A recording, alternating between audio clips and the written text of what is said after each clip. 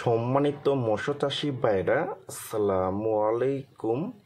আরও একটি নতুন ভিডিওতে স্বাগতম জানাচ্ছি এবং আজকের ভিডিওতে কিছু গুরুত্বপূর্ণ কিছু কথা বলবো। 2025 সালের নতুন বছরের হাইব্রিড মাগুর মাছের পোনাটা অল্প খরচে কিভাবে পুকুরে চাষ করবেন এবং হাইব্রিড মাগুর মাছটা মাত্র 3 মাসে কিভাবে 1 কেজি ওজন আনতে পারবেন। তা ভিউয়ার্স, আজকের ভিডিওটা আমি সম্পূর্ণ দেখাবার চেষ্টা করব।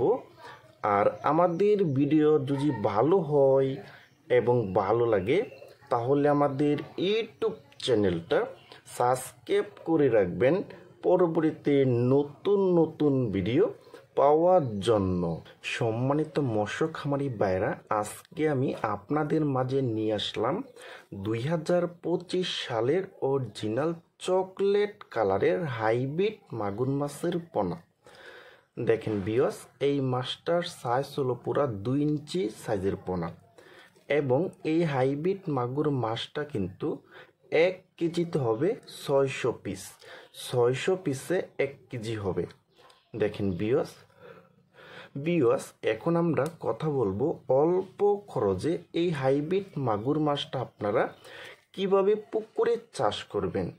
ভিউয়ার্স, আমাদের 1 কেজি খাবার কিনতে লাগে আপনার 100 টাকা।